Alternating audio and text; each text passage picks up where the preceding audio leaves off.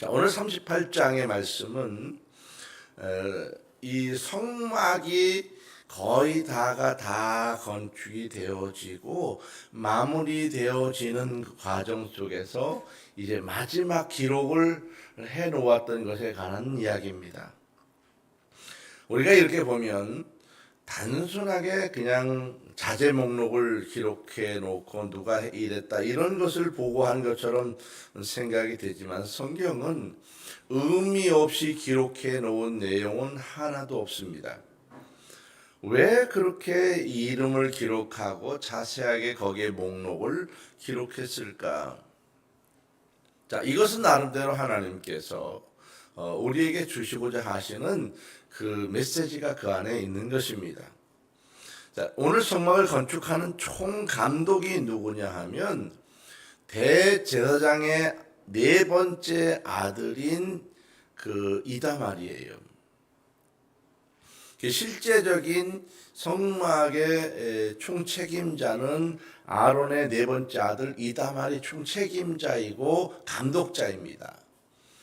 감독자이고 그래서 어떻게 진행되느냐, 무엇이 얼만큼 들어오고 나갔느냐, 어떻게 쓰여졌느냐에 관한 감독을 하는 것이 이다말이고, 이 건축을 주로 맡아서 했던 사람은 부살렐이에요.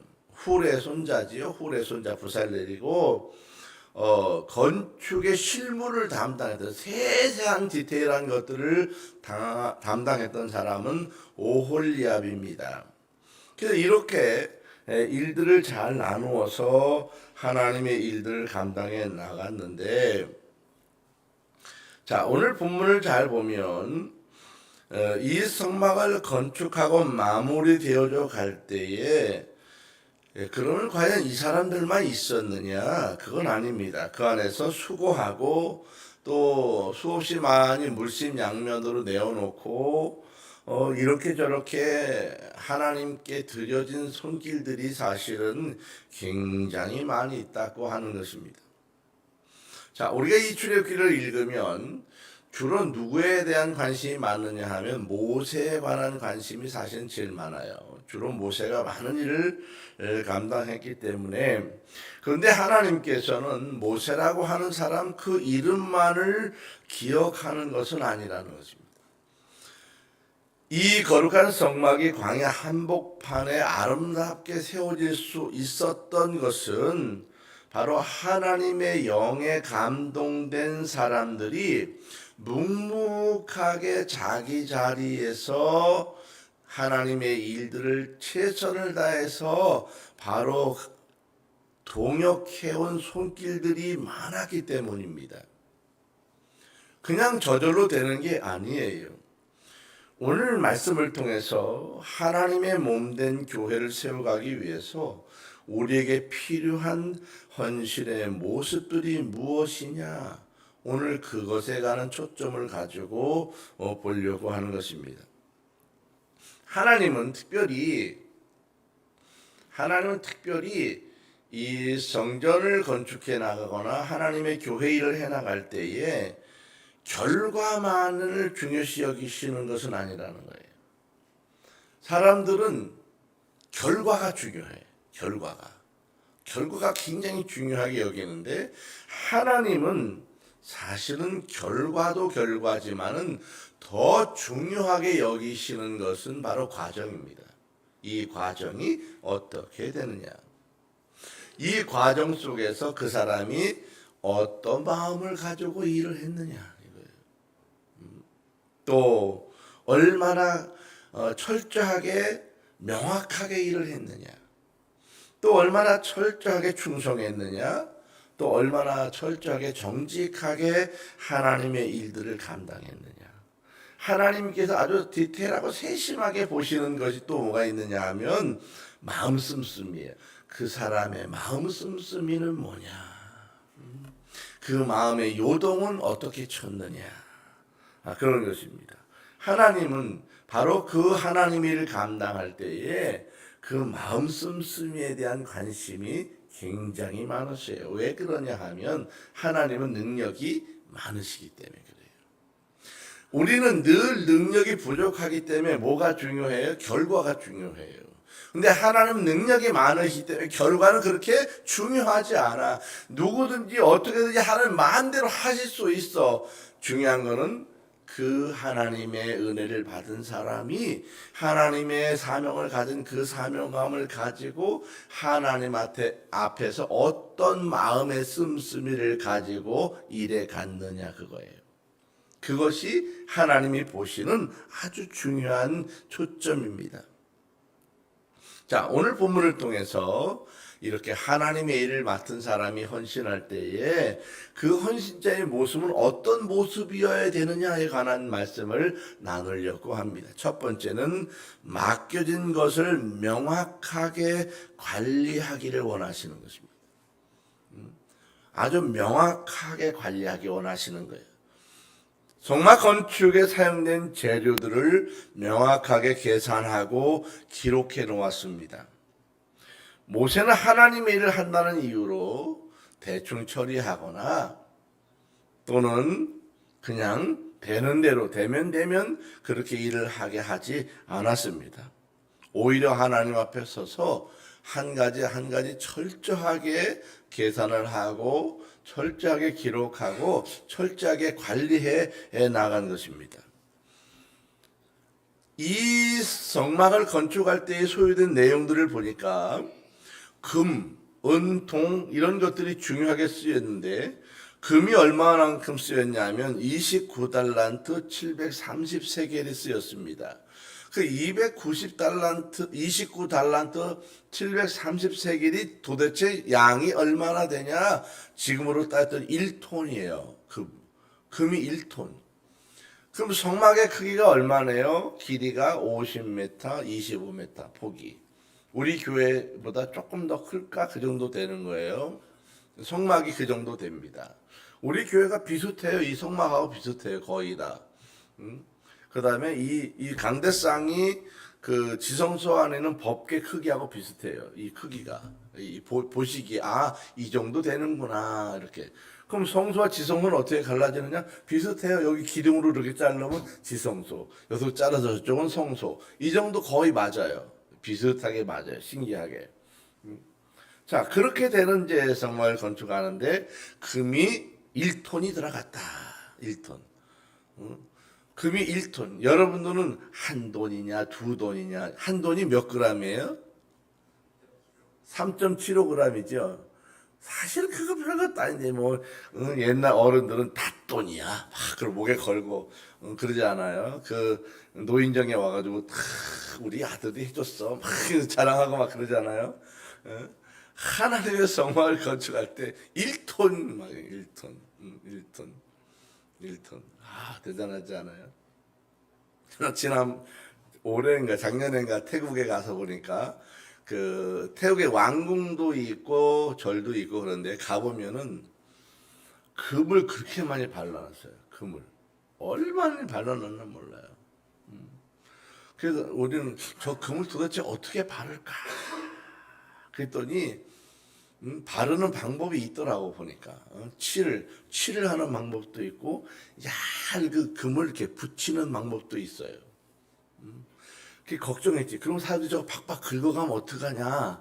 그랬더니 그게 긁어가지고 갈 수 있는 그런 정도의 양이 아니라는 거예요. 너무 얇게 발라놨기 때문에 그게 그렇게 긁어서 훔쳐가고 그럴 수는 없대. 걱정했지. 그 많은 걸 수백억씩 막 발라놨다는데 그걸 긁어가면 어떻게 되나. 실제로 그런 사람은 없는 거예요. 보니까 그걸 붙이는 장이 있는 거예요. 근데 그 정도 하고 비교가 안 되는 거예요. 성막에는 금만 1톤이 들어가요. 1톤. 돈으로 따졌더니 1,500억 원. 현대 돈으로 1,500억 원어치의 황금이 들어갔습니다. 그 은은 얼마나 들어갔느냐? 은은 100달란트 1,775세켈이 들어갔는데 이거는 3.5톤 정도 됩니다. 3.5톤. 은으로 따지면 3.5톤. 돈으로 따졌더니 52억 원어치예요. 은은. 자, 그 다음에 동은 얼마나 들어갔느냐? 돈은 70달란트 2,400세켈인데 이거는 2.5톤 정도 됩니다. 2.5톤. 돈으로 따지면 뭐 3억 6천만 원어치 정도 됩니다. 그래서 이 금과 은과 동이 다 합쳐진 금액이 얼마냐면 1552억 정도가 들었어요. 이 성막을 건축하는 데만 들어간 돈이. 자, 최근에 우리 노회 안에 교회 건축한 교회에 얼마 들여서 건축했나 물어봤더니 그 안에 그 좌석에 800석이랍니다. 800석인 교회를 이제 새롭게 건축을 했는데 100억이 들었대요. 100억. 100억. 근데 하나님의 성막을 건축할 때에 크기가 50m, 25m인데 뭐 크지 않잖아요. 그런데 금은 동만 1552억 원어치의 재료비가 들어갔다. 얼마나 인건비는 빼고 그런 거예요. 재료비만도. 대단하지 않아요.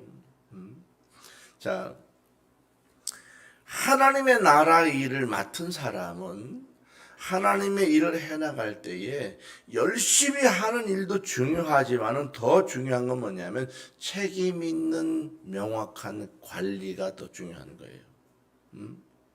하나님의 일을 맡으면서 내가 책임을 진다. 그런 생각을 해야 돼요.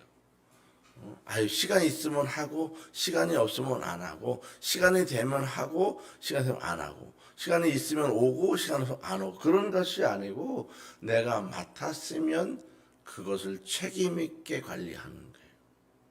이것이 하나님의 일을 맡은 자의 삶입니다. 맡겨진 재정을 하나님이 기뻐하시도록 집행하는 것도 굉장히 중요한 일이고요. 맡겨주신 내 직분도 지금이 아니면 내가 못할 수 있다. 그렇게 생각해야 합니다. 여러분 평생 건강한 거 아니에요. 평생 내가 하나님 일 할 수 있는 거 아니에요. 맡겨주신 그때 그 일을 해야 되는 거예요. 그 시간이 지나면 어떻게 될지 모르는 거예요. 우리 교단 안에서도 이 헌금 관리를 투명하지 못하게 해가지고 난리가 나는 교회가 꽤 있었어요. 장로님들이 목사님을 고발하고 목사님이 결국 가서 조사를 받고 얼마나 난리가 났는지 몰라요. 아주 유명한 교회예요. 교회가 몇 억을 목사님이 선교한다고 계좌에다 넣어드렸는데 목사님은 어디 선교했다고 다 보고를 했어요. 근데 장로님이 너무너무 감동해서 가본 거예요. 거기 교회 해외에 가본 거예요. 간 김에 들렸다 오신 거 그랬더니 그 교회는 받은 일이 없다 그러는 거예요. 난리가 났어요. 그래서 조사단이 만들어지고 조사 시작했어요. 나중에 봤더니 목사님이 해외 선교를 한 개도 한 일이 없는 거예요. 목사님이 꿀꺽했어요. 그 장로님들이 목사님 오시라고 그랬어요. 어디다 쓰셨냐고. 딸 결혼할 때 다 썼다는 거예요. 수억 원어치를. 교회가 난리가 났습니다. 고발이 되고 결국 목사님이 개척해서 큰 교회를 이뤘는데도 결국은 사임하셨어요. 교회가 어떻게 됐겠어요? 무너졌어요. 어려워졌어요. 사람들이 불신하기 시작했어요. 헌금을 하지 않기 시작했어요. 자, 우리가 하나님 앞에 섰을 때요. 재정을 맡은 사람이든지 또는 교회 일을 맡은 사람이든지 목사님이든지 누구든지 간에 하나님 일을 감당하는 사람들은 하나님 앞에서 정직해야 돼요. 그리고 명확해야 되는 거예요. 그리고 깔끔해야 돼요. 아주 정확하게 해야 되는 것입니다. 자, 이것이 하나님 앞에 헌신으로 이어질 때 이것이 아름다운 것이고 이것이 헌신으로 이어질 때 하나님이 받으신 바 되는 것입니다. 우리는 내가 하나님 앞에서 하나님이 내게 맡겨주신 것을 얼마나 성실하고 정직하게 관리해 가고 있는가 이걸 생각해 봐야 돼요. 한 발 더 나가서 여러분의 가정은 어떻게 여러분 운영하고 있습니까? 내가 버는 돈이 내가 마음대로 쓸 수 있지 않겠냐? 하나님은 그렇게 말씀하지 않아요. 네가 벌었으니 네 돈이라고 말하지 않아요. 내가 너에게 맡겨준 바 된 것이라는 거. 그래서 내가 열심히 벌어서 내가 벌은 돈이라도 함부로 쓰면 안 되는 것입니다. 내 돈도 의미 없이 막 쓰여지면 안 돼. 귀하게 써야 되고요. 알뜰하게 써야 되고요. 하나하나 정말 소중하게 집행할 수 있어야 되는 것입니다. 교회 하나님의 일을 하는 돈과 내가 가정에서 내가 버는 돈이라도 하나님 앞에서 아주 성실하고 정직하고 명확하고 깔끔하게 쓸 수 있어야 바로 하나님의 일꾼입니다. 하나님의 일을 할 때 헌신자의 모습은 어떤 모습이냐? 두 번째로 하나님은 이름이 없는 조용한 헌신도 기억하신다고 하는 것입니다. 우리 본문에 보면 이다말이 나오고 부살렐이 나오고 오홀리압이 나오고 그 외에 다른 사람의 이름들이 많이 등장하지 않아요. 그러나 성경 안에서 유명한 그런 사람들만의 모습이 아니라 보이지 않는 곳에서 충성한 조용한 헌신자들이 많이 있었다고 하는 것입니다. 그것을 통해서 성막이 세워졌습니다. 하나님은 사람의 주목받는 모습 속에서 그 사람을 축복하는 게 아니에요. 하나님은 보이지 않는 조용한 헌신과 충성 가운데 하나님의 복이 오는 것입니다. 내가 아무리 조용하게 헌신하고 아무리 조용하게 충성했더라도 하나님은 내 삶을 카운트하고 계시고 내가 하는 것을 보고 계시고 아무도 모르는 것을 이랬던 것들에 대해서 하나님이 기억하신 바 되는 것입니다.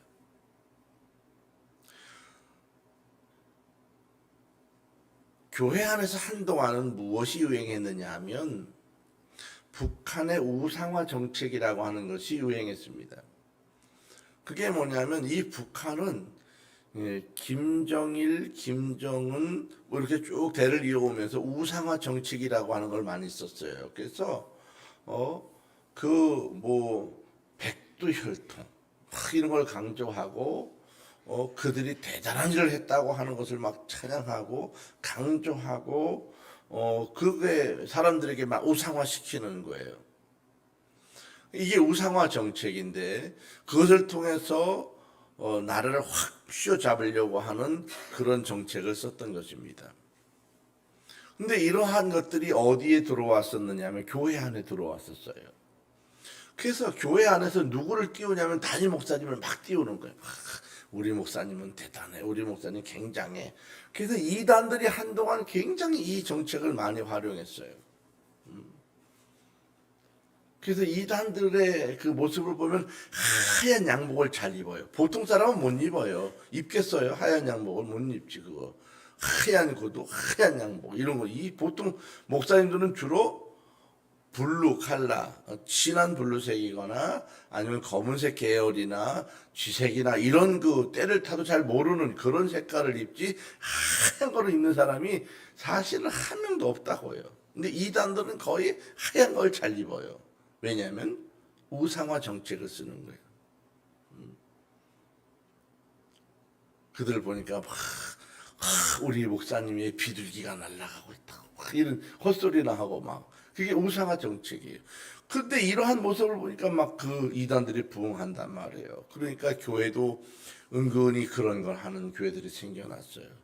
우리 목사님이 대단해. 우리 능력이 많아. 우리 목사님. 그래서 우리 목사님들 막 그걸 엄청나게 막 띄우는 거예요. 그래서 사람들이 그 모습을 보고 막 몰려가고 그 모습 때문에 교회가 갑자기 막 불어나고 부흥하고 이러한 문제들이 한동안 있었습니다.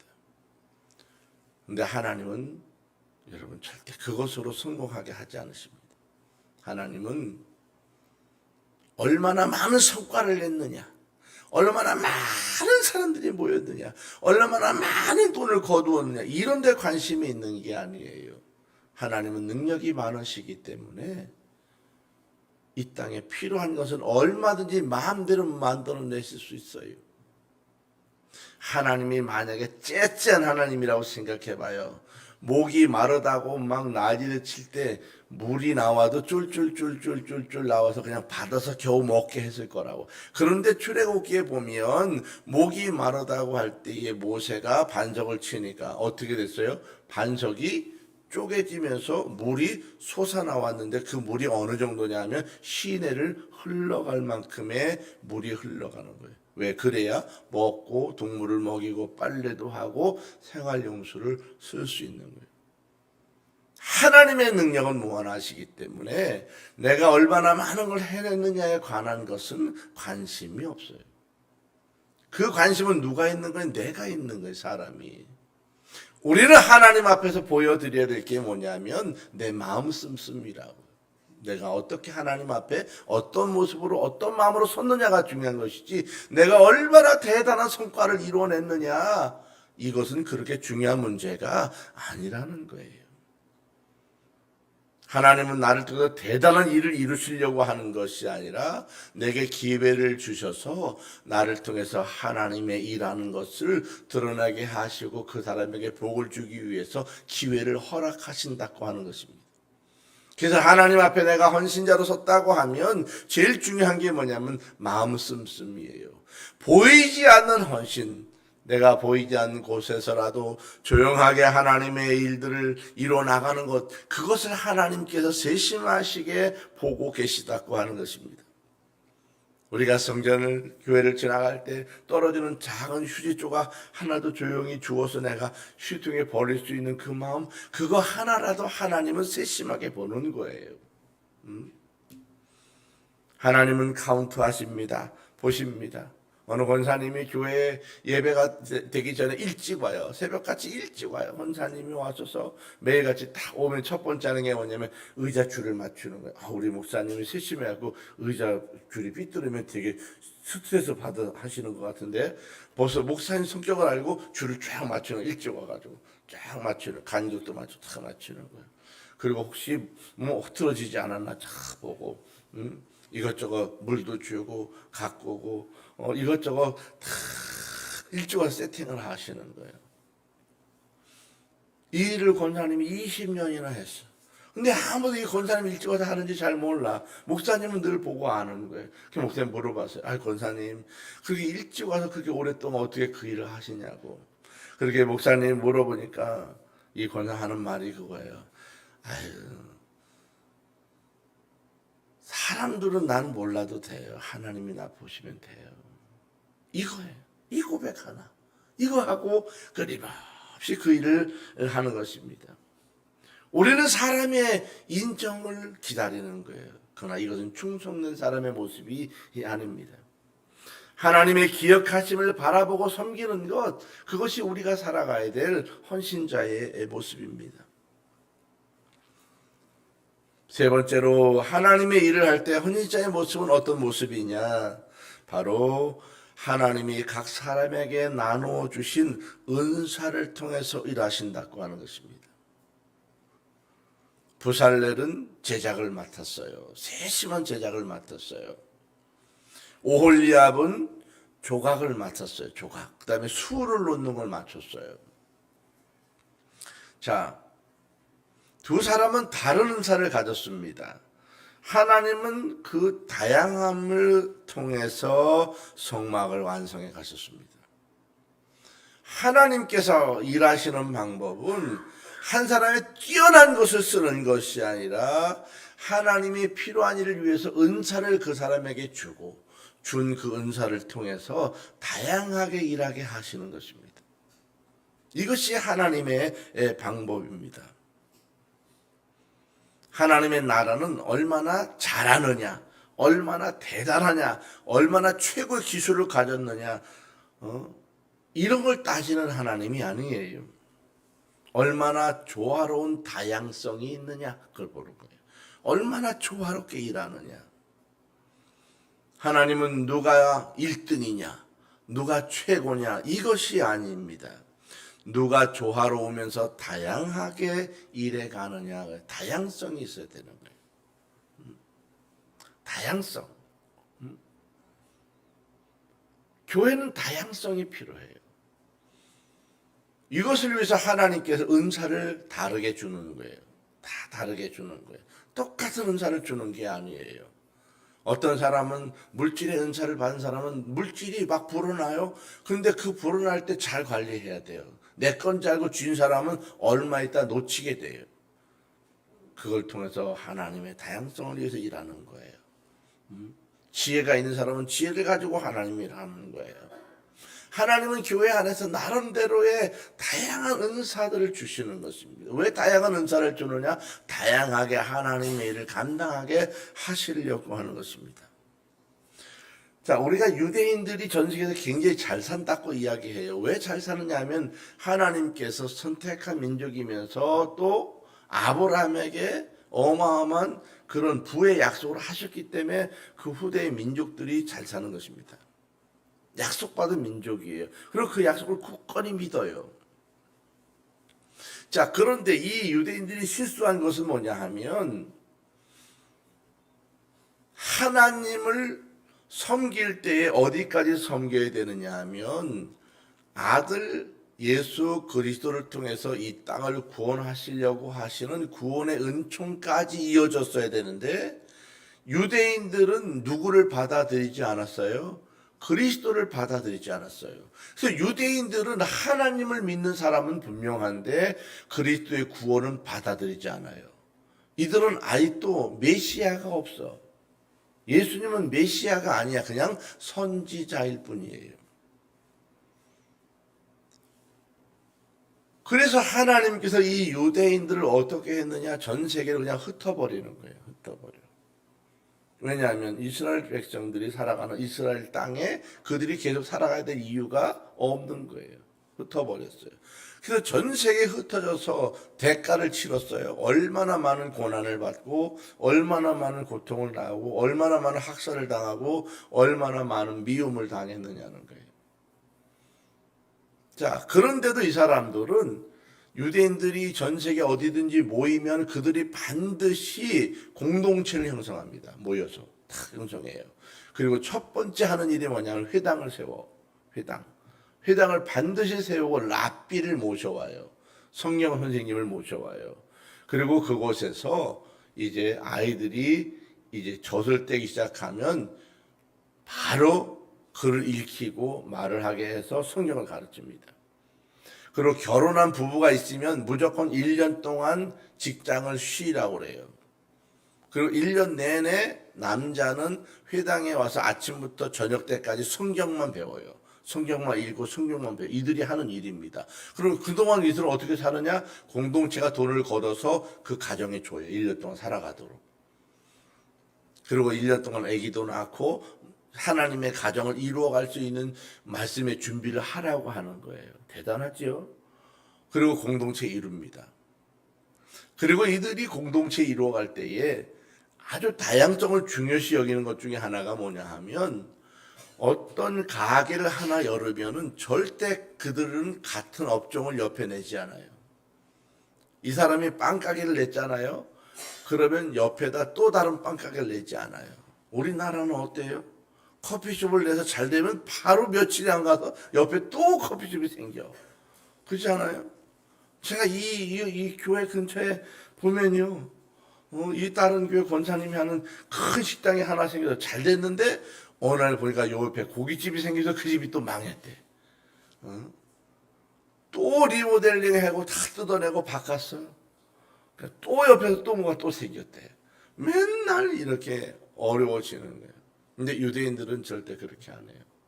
그들은 딱 하나의 업종만을 그들 공동체에서 합니다. 그리고 다 그걸 이용해줘요.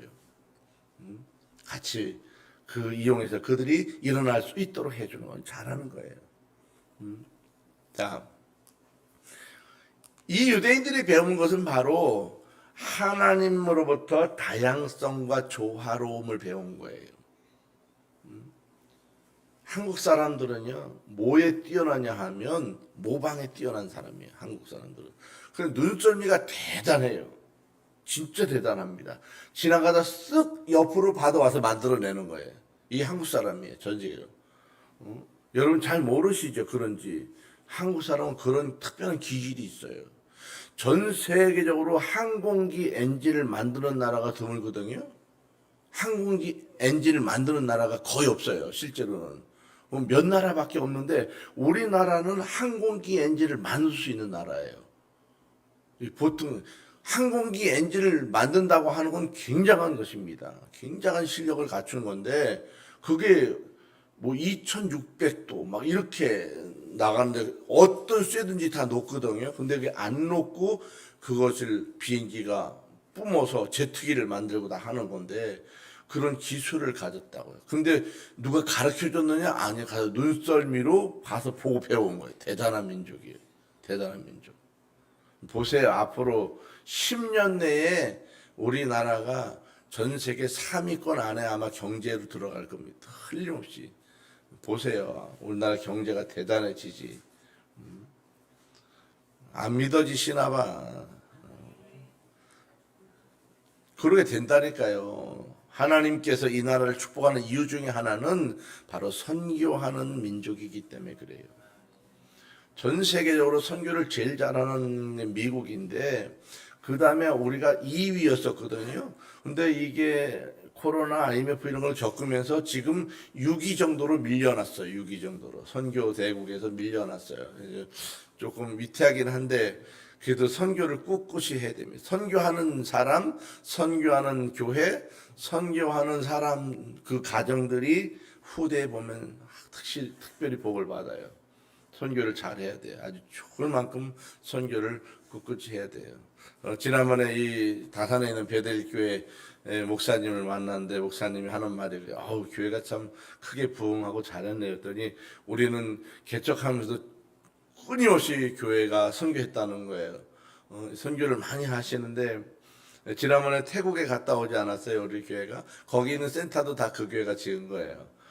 어떻게 지었더냐? 했더니 빚을 내서 교회가 가서 건축을 하고 센터를 지어줬다는 거예요. 교회가 빚이 있음에도 빚을 또 내서 겠다는 거예요. 그랬는데도 하나님께서 지금은 빚이 하나도 없도록 다 갚아주셨다는 거예요. 참 대단하지 않아요? 여러분 하나님께서 선교하는 민족을 쓰는 거예요. 우리가 여러분 교회 와서 예배 드리는 거 우스워 보이십니까? 그렇지 않아요.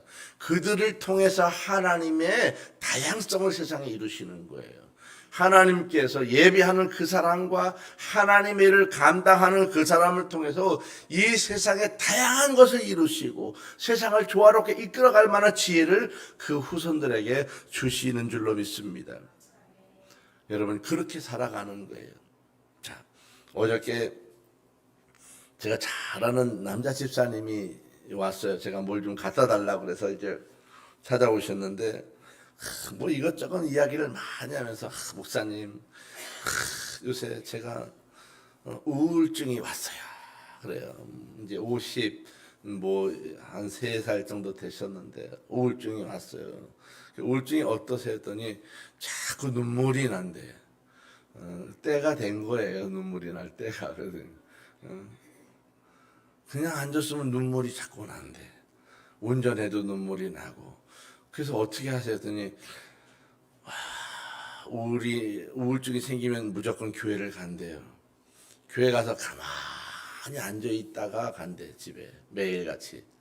게다가 찬양이 되면 찬양도 듣고 기도가 되면 기도도 듣고 눈물이 나면 또 울기도 하고 이러다가 교회에 있다가 그냥 1시간씩 앉아 있다가 간다는 거예요. 잘했다고 잘하는 거예요. 그런데 자기가 소원이 하나 있대요. 뭐가 있어요? 했더니 자기는 찬양 잘하는 사람이 너무너무 부럽다는 거예요. 근데 자기는 너무너무 음치에 박치라는 거예요. 안 된대. 남이 할 때 따라 부르는 건 따라 부르는데 그들이 멈추면 같이 멈춘대. 못 부른다는 거예요. 절대 안 된대. 한 번도 제대로 해본 일이 없다는 거예요. 너무너무 부럽다는 거예요. 그래서 자기가 이 찬양을 꼭 잘 부르도록 교회 앞에 나가서 찬양을 멋있게 해보려고 노래를 배우고 싶다는 거예요. 그래서 제가 이제 집사님 그거는 나름대로 천부적인 소질이 있어야 노래를 부르는 거지 집사님은 안 돼요. 그랬더니 목사님 나의 그 소원을 그렇게 짓밟으냐고 막 그래요. 그렇게 하고 싶으세요. 제가 그래서 목사님 저도 음치박치였다고. 목사인데 노래를 너무 못해가지고 내가 바로 50대 때 성악을 전공한 교수님을 찾아가가지고 이탈리아에서 공부를 하시고 세계적인 콩쿠르에서 1등 하신 그 목사님을 찾아가고 교수님인데 가서 내가 성악을 5년이나 일주일에 한 번씩 가서 배웠다고. 5년이나. 돈도 얼마나 많이 들었는지 아냐고. 그래서 겨우겨우 지금 이제 악보를 보고 노래 부를 수 있다. 선천적으로 안 되는 사람은 배워도 잘 안 된다고. 실망에 신박을 해요. 막 그냥 자기는 노래가 너무 하고 싶대. 사람들 찬양하고 싶어요. 그래서 제가 그랬어요. 그럼 배워보고 싶으냐? 그럼 소개해 드릴게요. 그래서 제가 잘 아는 목사님에게, 별내에 있는 목사님에게 전화를 드렸어요. 이러이러한 집사님인데 노래를 좀 가르쳐 주겠느냐?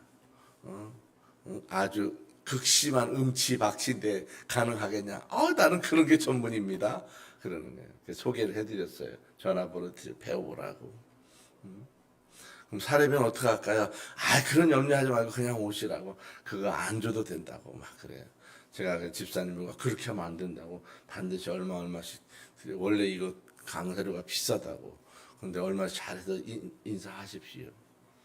그래서 소개를 해드리고 어제 기쁜 마음으로 갔어요. 아주 기쁜 마음으로.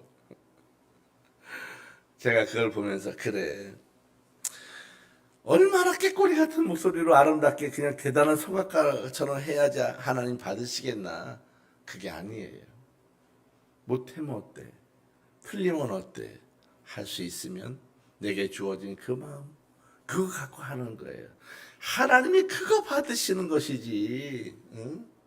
세계적인 대단한 성악가 그것만 받는 게 아니에요.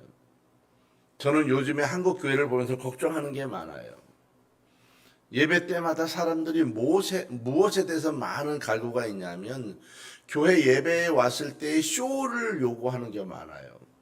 그래서 성악을 전공한 사람들이 예배 와서 막 성가를 굉장히 아름답게 불러요.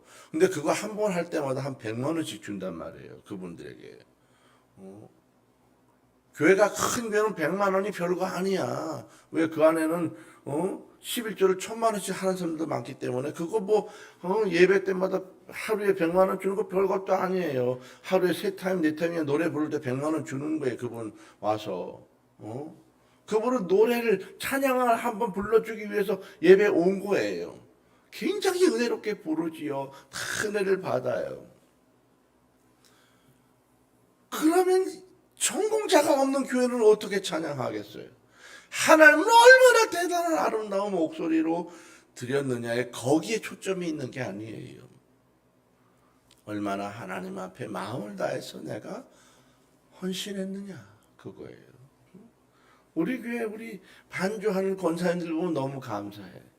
전공도 하나도 안 했는데 늘 해내는 거 보면 대단해. 응? 음치박치 나를 맞춰서 하는 거 쉽지 않거든요. 제가 늘렸다 줄였다 한데 몰랐는데 보니까 이 전공자들은 정확한 박자에 맞추잖아요. 저는 박자를 배워본 일이 없어도 늘렸다 줄였다 부른다는 거예요. 거기에 맞춰서 할 수 있는 권사는 대단한 거예요. 얼마나 대단해요. 하나님의 일은 그런 겁니다.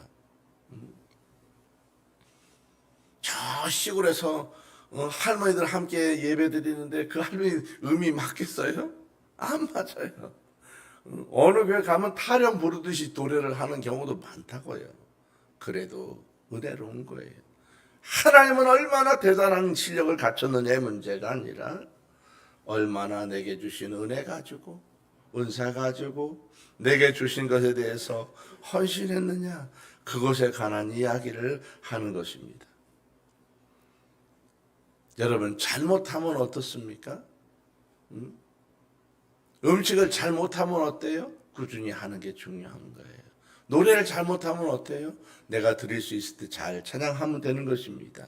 반주를 못하면 어때요? 할 수 있는 만큼 열심히 하면 받으시는 거예요. 하나님은 우리의 능력의 크기가 아니라 내가 하나님의 부르심을 따라 헌신하고 충성하고 쓰임 받는 것에 대한 감사로 드리는 모습을 받으시는 것입니다. 하나님께서 내게 주신 은사를 나는 하나님 나라를 위해서 얼마나 사용하고 있느냐, 이거를 중요하게 여기시는 것입니다. 오늘 출애굽기 38장은 단순한 기록이 아니라 하나님의 마음을 보여주시는 내용입니다. 하나님은 하나님의 일을 감당할 때에 명확하기를 원해요. 그리고 깨끗하기를 원해요. 또 정확하기를 원해요. 두리뭉실하면 안 돼요. 여러분, 금과 은과 돈이 1552억 원어치라니까요. 1552억에서 1억을 떼어간다고 해서 누가 알아요? 몰라요. 1톤 되는 금덩어리에서 주먹만큼 떼갔다고 해서 누가 알아요? 몰라요. 그래도 거기에 손대는 사람이 없는 거예요.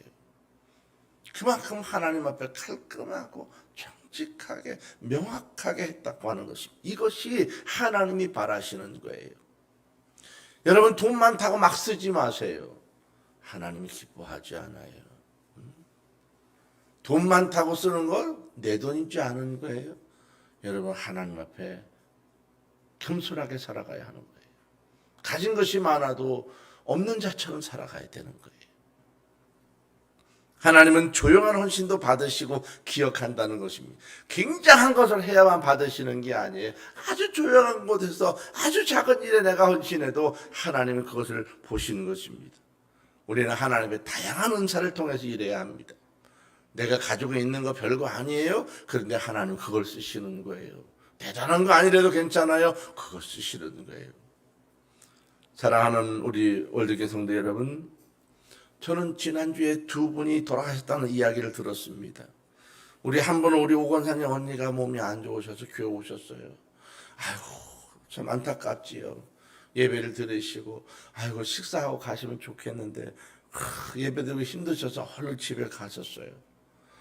그래서 권사님하고 제가 신방 한번 집에 가 예배 드려야 되겠어요. 그 약속을 했는데 또 돌아가셨다는 거예요. 그새 병원에 가셨다가 또 돌아가셨다는 거예요. 아이고, 저는 속으로 그래도 한두 달은 시간이 있으시겠다 그랬더니 웬걸 금방 참 하나님의 부름을 받아서 급히 그렇게 떠나시게 됐어요. 안타깝지요. 안타까워요. 또 한 분은 남자분인데 우리 금산에 우리 처갓집 동네에서 중국집을 하시는 사장님이에요. 이 사장님이 그 시골의 대로변에 이 새로 지은 집을 임대를 해서 이제 중국집을 했어요. 근데 의외로 잘 되는 거예요. 잘 되는 거예요. 그 공단이 있고 막 이러니까 오간세 많아서 주문이 많은 거예요. 그 사장님 집이 성황을 이뤘어요. 돈을 꽤 벌었어요. 그런데 주인이 이제 나가라고, 장사가 잘 되니까 나가라고 그런 거예요. 이 사장님이 이제 나가라고 하니 할 수 없이 나가서 그 옆에 있는 집을 샀어요. 시골집을 사가지고 열심히 리모델링을 한 거예요. 돈을 많이 들여서 리모델링을 깨끗이 하고 이제 다시 재오픈을 했어요. 오픈하는 날 그날 돌아가셨어요. 얼마나 안타깝냐고요. 다 꾸며놓고 오늘 오픈인데 오늘 새벽에 오픈도 못하고 돌아가셨어요. 얼마나 안타까우냐. 얼마나 인생이 허망합니까? 제가 이러한 소식을 들으면서 그래, 하나님이 부르시면 언젠가 다 갈 텐데 뭐 그래 세상 것을 붙잡고 놓지 못해서 아동바동 그렇게 사나. 내 거라고 휘어잡고서 내 거 그렇게 사나. 지금 기회 있을 때 잘 해야 되겠다. 내가 죽는다 할지라도 오늘 주님의 음성대로 살아가야 되겠다. 그것이 인생이 아니겠나. 저는 그런 생각을 합니다. 우리는 내가 버는 거, 내가 축적해 놓은 거, 내가 쌓아놓은 거, 이것을 내가 다 쓰고 내가 계획을 가지고 있다 생각합니다. 그러나 여러분, 너무 멀리 보지 마십시오. 이렇게 저렇게 다 해놓고 주님 일을 해야지. 그때는 늦을 수 있습니다. 계속 기회가 있을 것이라고 생각하지 마십시오. 하나님이 말씀하시면 즉각 내가 충성하셔야 합니다. 하나님이 내게 감동을 주시면 바로 하셔야 돼요. 이것이 인생이고 이것이 하나님께서 부르시는 메시지입니다. 성막의 거룩한 공동체, 이것을 이루어가는 사람들이 하나님의 부르심을 따라서 그들이 헌신했습니다. 오늘의 교회도 충성된 성도들의 헌신 위에 교회가 세워집니다.